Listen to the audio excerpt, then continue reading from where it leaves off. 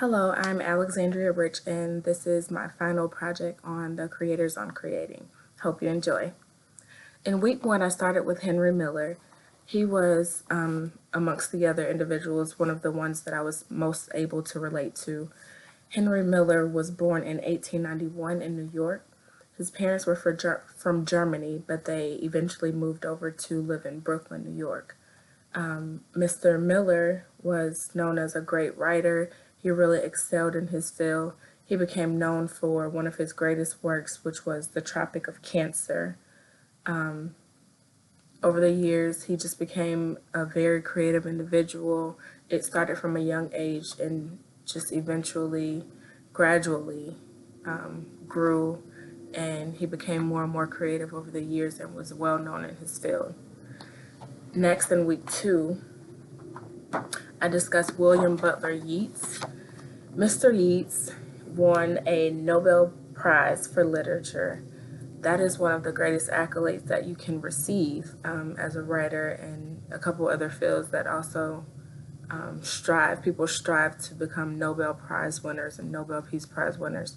So to not only be nominated for a Nobel Prize, but also to actually be awarded the recognition of having a Nobel Prize is a big ordeal.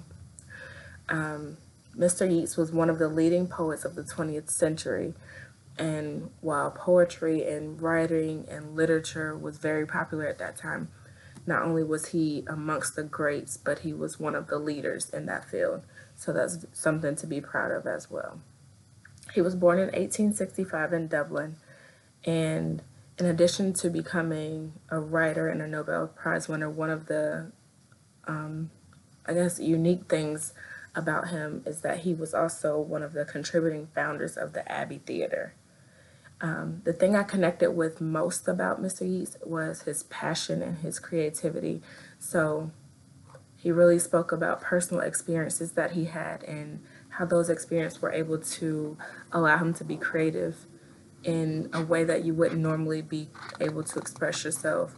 So while some things are difficult to verbalize, it's much easier for some people if you're able to write those things down, and to have the passion to write those things out in a very unique way was the one thing that caught my attention about Mr. Yeats. Next, we have Italo Calvino. I don't think I said that correct. However, Mr. Calvino was born in October 1923. He was also known as a great writer of his time. Unfortunately, he died from a stroke in 1985, but not before he made his mark on his industry and in his field.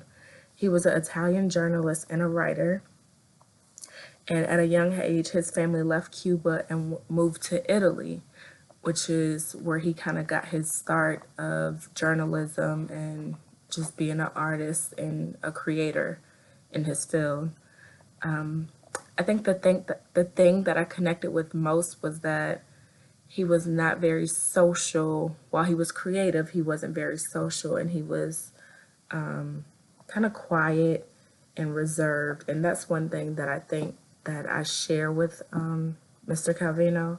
So only when I'm prompted or when it's pulled out of me am I usually very vocal and, comfortable enough to share with people. So I can respect how difficult it is to be almost an introvert or just a reserved individual, but also have a creative side that allows you to connect with people in a unique way.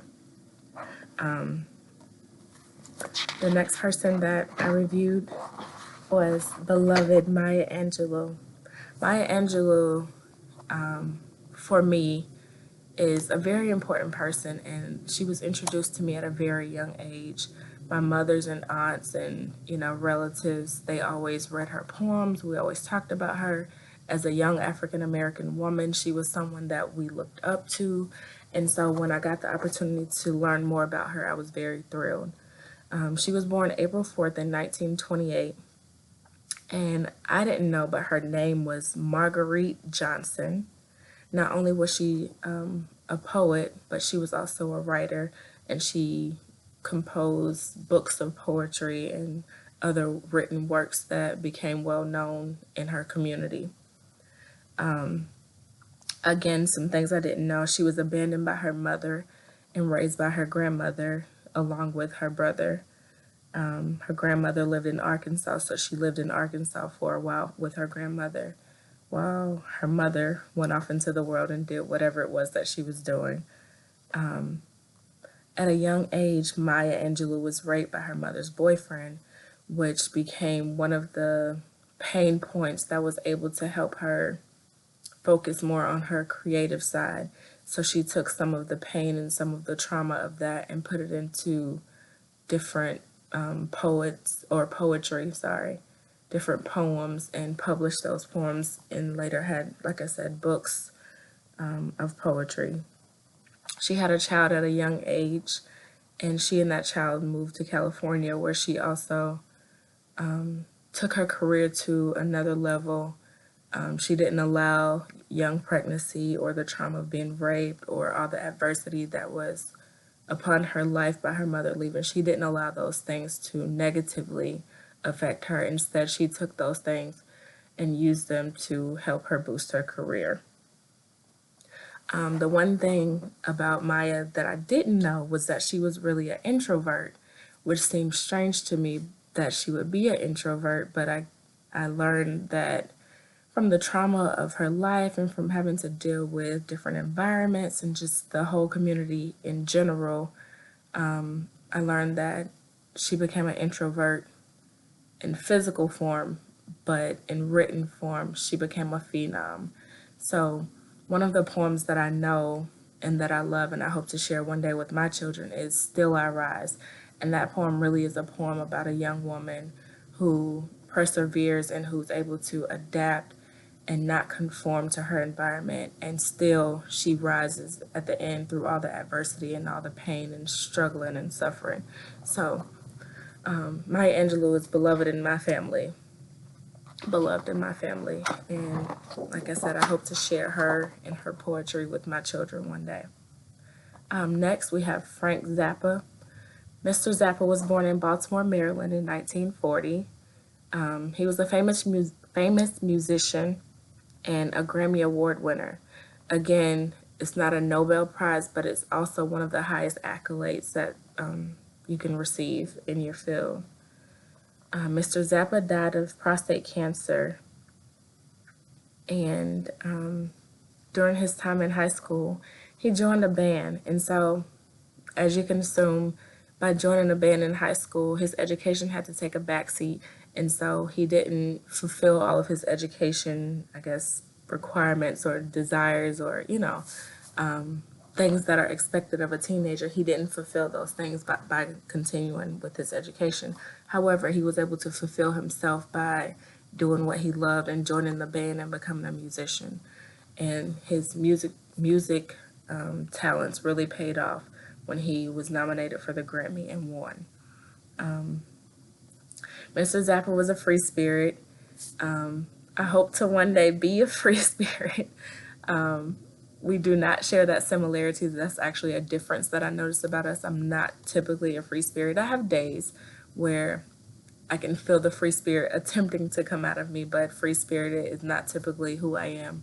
So it was refreshing to read about someone who was creative and daring, but also comfortable in their own skin. Lastly, I read about Karen Finley. Miss Finley was like a breath of fresh air to me. She was born in 1956 in Illinois. She was the eldest of 5 siblings, and her mother was a civil rights and environmental activist, while her father sold cleaning appliances, and he played as a jazz musician, as a drummer. Miss Finley was daring and ambitious and just controversial. So a lot of her works were bold and demanding, and she really demanded attention. And when she made a statement, everyone listened because of how extreme her statements were. She typically spoke up for people who were AIDS-ridden, people who were gay, or people who were immigrants, or just people who were not always thought of in the most positive manner. And so she really became an advocate for those people, and her works spoke for themselves. So every time she was invited to speak, or every time she had an engagement, it was a big deal because people were always almost afraid but excited to see what unique things she would offer. These are the individuals that I shared, the creators that I shared some time with, and I really got to know them a little bit better. I don't know that I would have had the opportunity to really dive deep into the lives of these individuals without this project. So I'm very thankful that I was able to learn more and to really understand my creative side a little bit more. So I hope that in the future that I'm able to use their lives and their contributions to the world to impact my level of creativity and the creativeness that I can offer into the world. Thank you for your time, and I hope you enjoyed.